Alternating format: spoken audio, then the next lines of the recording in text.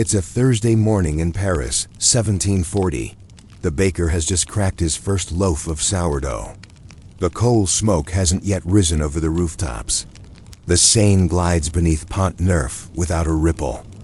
You are awake earlier than most, not because you want to be, but because your tooth is still aching from the abscess it decided to grow last winter. You do what many Parisians do when they have a problem in the mouth and only a few sous to spare. You go to the barber-surgeon. He is not what you might expect. His shop doesn't smell like mint or cleanliness. It smells like lard soap, burnt wool, and the faint metallic tang of old razors. The sign above his shop reads, in uneven lettering, Jean Comme Dufresne, barber, bleeder, puller of teeth, leech handler, and minor surgical technician.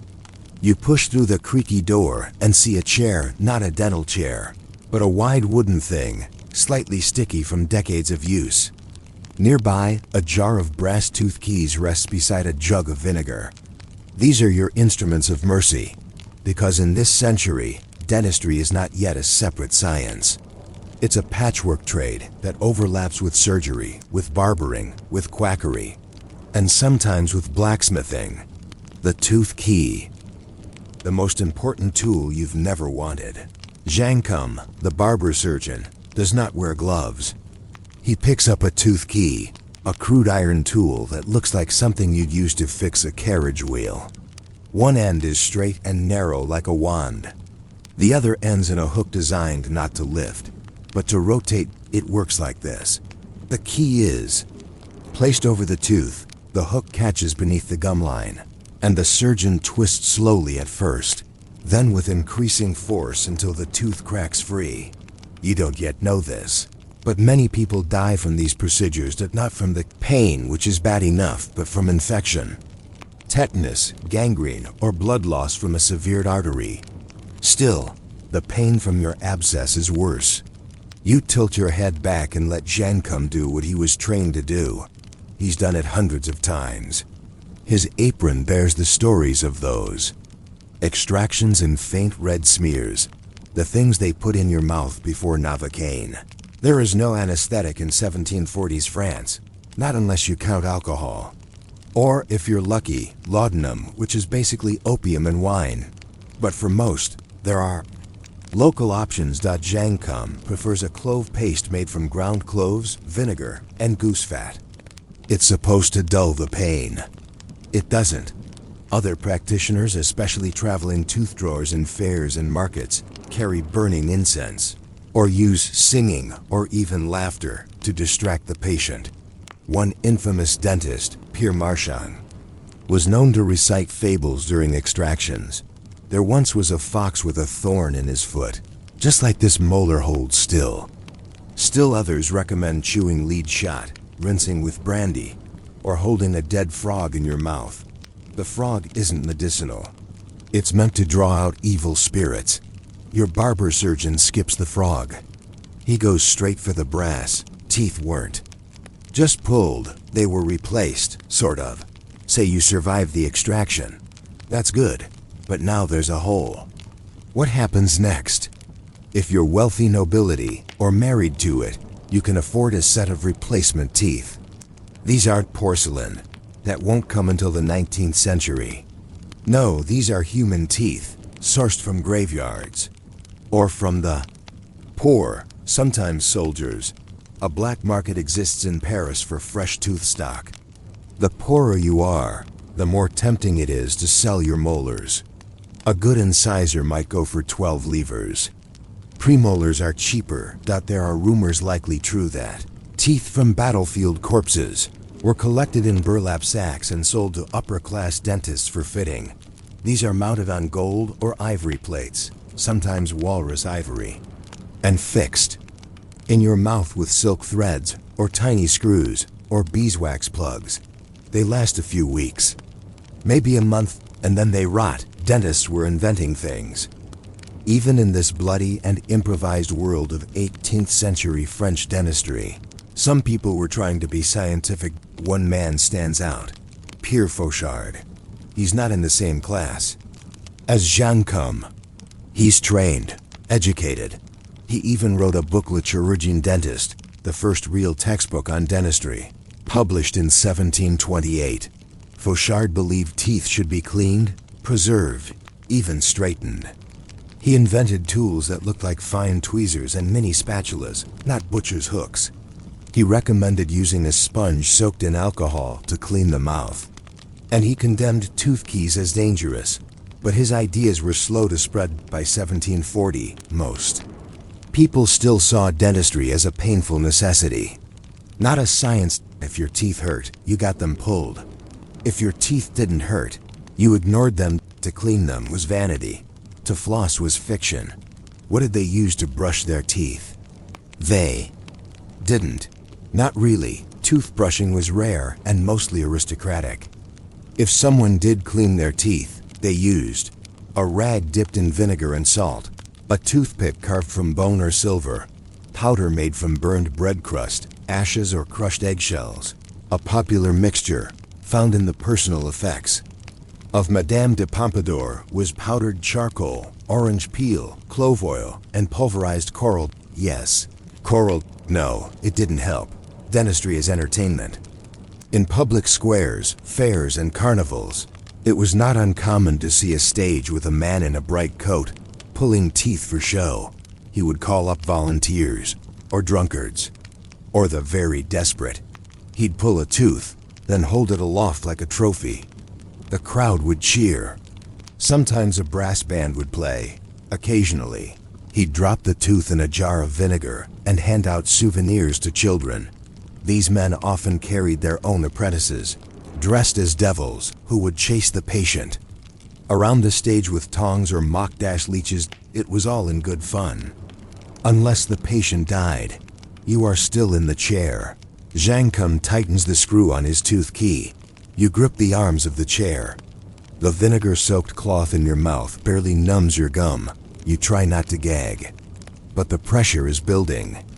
Think of the words you heard once at the apothecary shop. Pain is the tooth talking to God. You hope it stops talking soon. The barber twists. There is a pop, then nothing. Then a flood of blood, heat, and relief. It is over. Jankum drops the molar into a cracked ceramic bowl beside 6 others. Today's harvest, you walk home with a wad of linen in your mouth and a faint ringing in your ears. But the pain is gone, and in that silence, a new question takes hold. Why did people trust these men with their mouths for so long? Section 2. What the aristocrats paid for, and the poor just pulled out. If the barber-surgeons' world was a bloody wooden chair and a brass hook, the world of the upper classes was not much cleaner, just more expensive. To the wealthy of 18th century France, teeth were not merely chewing tools. They were status markers, conversation pieces, and unfortunately, liabilities. A single blackened front tooth could shatter an entire evening of gossip, or worse, be read as a sign of poor breeding. And so, the rich turned their mouths into miniature museums, carefully curated, somewhat functional, but mostly built to impress, prosthetics for the elite. You are now in a different sort of room. It smells less like vinegar and blood, and more like beeswax and lavender. The chair is upholstered. The man before you wears clean linen gloves. He is what the aristocracy call a dentist, a rarefied word, borrowed from Latin, meant to elevate the occupation above the lowly tooth pullers of the street. He opens a drawer. Inside, ivory plates, fine silk thread, gold wire, small chisels, and a pair of mother-of-pearl forceps. This is where your molar goes to be, reborn. But let's pause here, because what passes for dental luxury in 1740 would today be considered odd, experimental at best, grotesque at worst. The graveyard economy of tooth replacement teeth didn't come from laboratories. They came from bodies, sometimes willing, sometimes not. There were 3 main sources for replacement teeth in the 18th century. Graveyards, corpses especially of the young, were prized. A molar from a recently deceased 17-year-old might fetch more than a soldier's monthly pay. Battlefields. After major conflicts, entrepreneurs combed through corpses with pliers. Napoleon's campaigns would later be infamous for supplying the Waterloo teeth used across Europe. The poor, live tooth donations.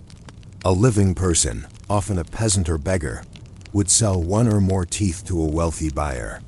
The extraction was immediate, the payment small.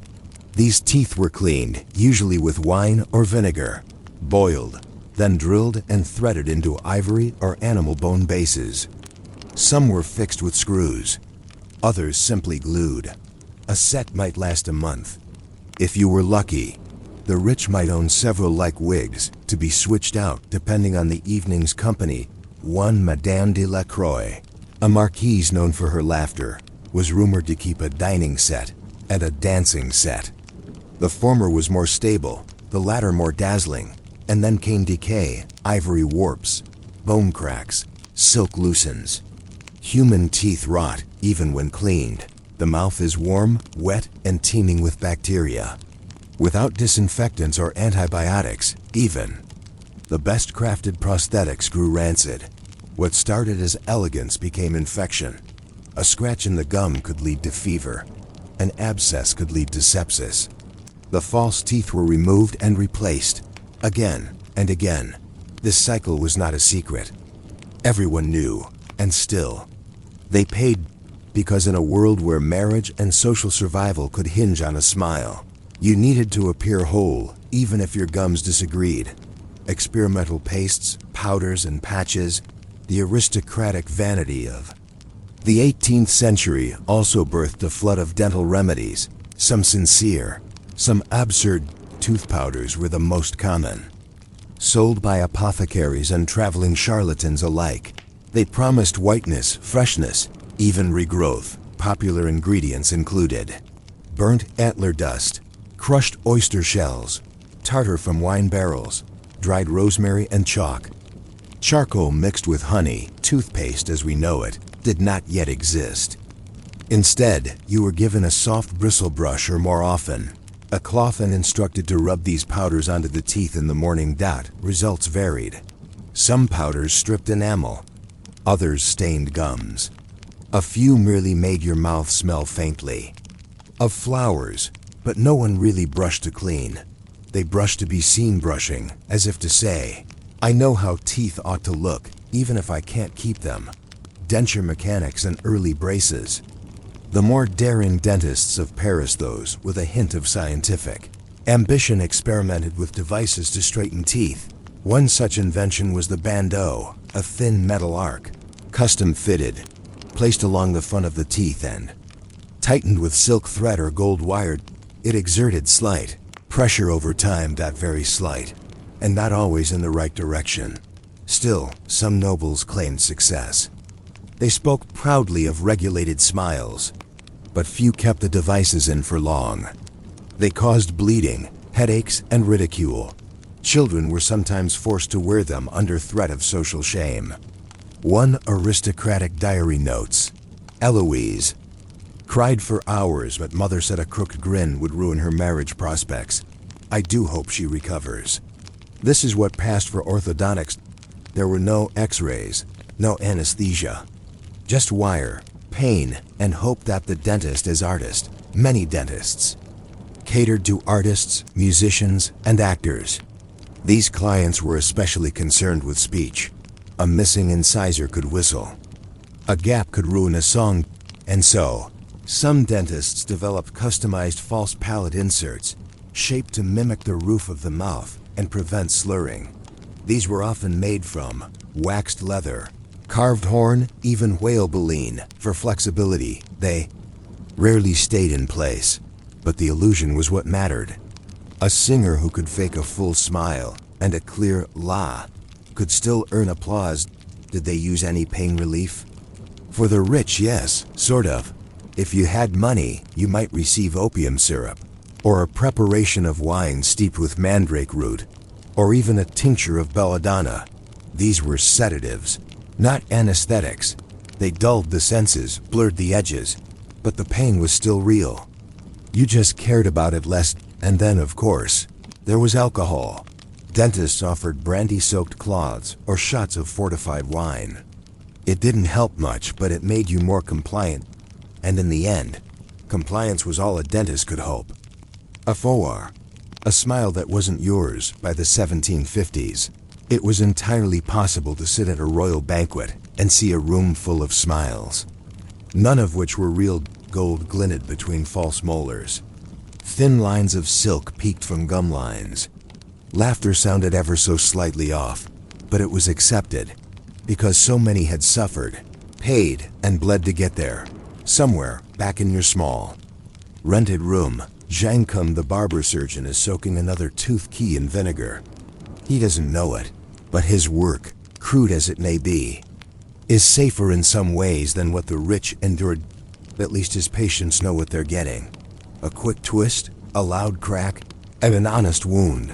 But in the gilded salons of Paris, another question lingers, one not asked aloud, but present behind every smile. How much of this mouth is mine? Section 3. The Smiling Dead and the Whispering Jar. The final chapter of any mouth. In 18th century France was not always death. Sometimes it came before.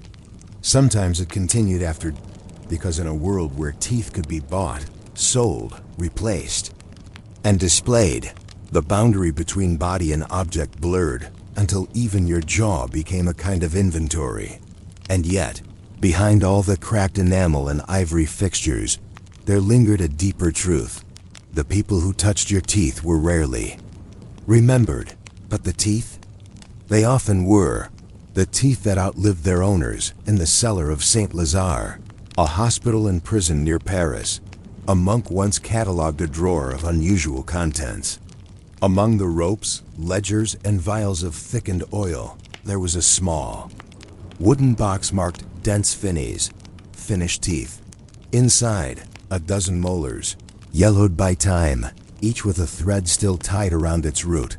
They had been removed at some unknown date from people long dead. But their fittings wires, wax stubs, tiny hand-carved pegs suggested they had once lived new lives. In new mouths, this was not unusual throughout France. Drawers like this could be found in apothecaries, in surgeons' trunks, and in the back rooms of barbers. Teeth were removed, cleaned, saved. Sometimes for reuse, sometimes simply as souvenirs. There's even evidence that some people kept their own teeth after extraction, as a sort of morbid trophy. A reminder perhaps of pain survived, or a keepsake from a younger, healthier jaw. One widow in Bordeaux wrote in 1772, "I keep Irene's two front teeth in a velvet pouch. I press them sometimes when I miss his smile." In the end, perhaps the only part of you guaranteed to remain recognizable was your bite. The tooth puller's jar, back in the poorer quarters of Paris, in shops like Zhang Kun's, there often stood a jar wide, cloudy and full of vinegar. Inside, the day's extractions, not for research, not for reuse. Just there. Some say it was to scare the next patient. Others say it was tradition. A dentist without a tooth jar was like a tavern without mugs. But a few barber-surgeons began using these jars for more than pickling teeth. They began studying, or at least noticing, which teeth were the most common to rot. How deep were the roots? Did women lose more incisors than men? The observations were crude, but they marked the earliest stirrings of dental epidemiology and interest not just in pain, but in patterns of pain. Zhang Kun kept a notebook. Tucked between notes on bleeding techniques and soap recipes, one entry reads, "Left molars decay first in wine drinkers. Right molars in pipe smokers. Coincidence? We might laugh." But from such notes came questions. From questions, eventually, came science. The last pre-scientific century. It's easy to forget that by 1789, just before the Revolution, dentistry still wasn't a formal profession. There were no licenses, no dental schools, no standards of hygiene. Anyone with a pair of forceps and a loud enough voice could declare themselves a chirurgeon dentist. Even Pierre Fauchard, now called the father of modern dentistry, was self-taught in many ways. His textbook was respected, yes, but not enforced. You didn't need to read it to open a practice. This meant the field remained chaotic, brilliant in pockets, dangerous in most others. One wandering tooth puller, known only as Le Ratelier, performed in town squares wearing a red cape and offering extractions by song or silence. He once pulled 17 teeth from an ill farmer and charged him by weight. Another, Madame Floriane of Dijon, was famed for her invisible thread technique, which may have involved actual catgut and wax resin. She vanished from records after being accused of stealing a noble's gold molars, and in the private salons of Versailles, teeth salons became a fashion statement, where ladies compared powdered tooth enamel shades the way one might compare face powder, portraits with false smiles. As oil portraiture flourished in the 1700s, another strange phenomenon emerged: painted smiles that didn't match reality.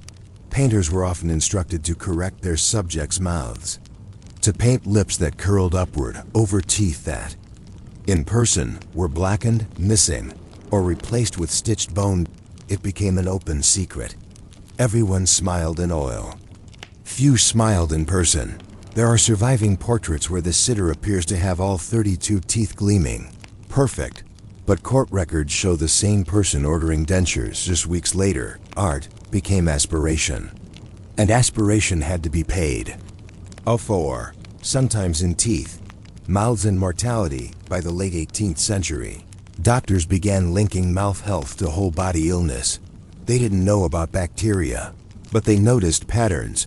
Patients with rotting gums often died earlier. Poor oral hygiene correlated with fevers. Wounds from tooth extractions led to deadly infections. One surgeon, Dr. Malvinet, recorded a theory in 1781. The mouth is the gate to all humors. If corrupted, the body soon follows. He was right, in a way, and this realization started to reshape dental care. The idea that prevention mattered, that keeping a tooth might be better than pulling it. Slowly, the jars of vinegar began to shrink. Jean come. At the end of his day, let's return to Rue de l'Arbre Sec. The light outside has faded. The candle in Jean Come's shop is low. His tools have been rinsed. His apron hangs like tired skin on a hook by the fire. In his logbook, he scratches out the day's numbers: 9 extractions, 2 bleedings, 1 cleaning, requested by a man from Lyon. He regrets it. He fingers the cracked bowl holding today's teeth. 1 is still warm. The patient ran out too fast. He picks up the molar, studies its root, looks like a question mark, and then the revolution came. In 1789, the French Revolution shattered many things: thrones, taxes, social contracts, but it also scattered the trades. Barber-surgeons were forced to choose medicine or mechanics. You could not be both. New laws separated barbers from surgeons, surgeons from dentists, dentists from charlatans. Licenses were introduced. Standards set. It didn't all happen at once, but by 1800, the tooth key was falling out of favor. New instruments, inspired by Fauchard's teachings, were gentler, more precise than the old jars. They were emptied, some tossed, others forgotten. But somewhere in a cabinet, in the back of a small Paris museum, sits a cracked ceramic bowl, 6 molars inside, each wrapped in linen. It's labeled Barber-Surgeons Collection, circa 1743, no names, no records, but someone once pressed those teeth into warm bread, or kissed someone with them, or screamed. Now they rest in silence. Final reflection: the history of dentistry is not a story of glory. It is a story of endurance, of people who suffered and still ate, of hands that worked inside mouths before gloves, of mouths that betrayed their owners but were still fought for, decorated, and mourned. Today, we forget our teeth until they hurt. Back then, people never forgot them. They could see them sold in markets, boiled in pots, strung on silk, painted in oils, and though we might cringe now, There's something quietly powerful in that history. To care about your teeth in 1740 was to hope, to try against all odds, to chew, to smile, to speak clearly, to live even when it hurt. Thank you for drifting through this quiet little corner of history with us. If you enjoyed tonight's slow journey through the past, we kindly invite you to like, share, and subscribe to Quiet Boring Sleep. It helps more gentle minds like yours find their way here. Until next time, sleep well, dream dull, and remember, history may be boring, but it's never quiet.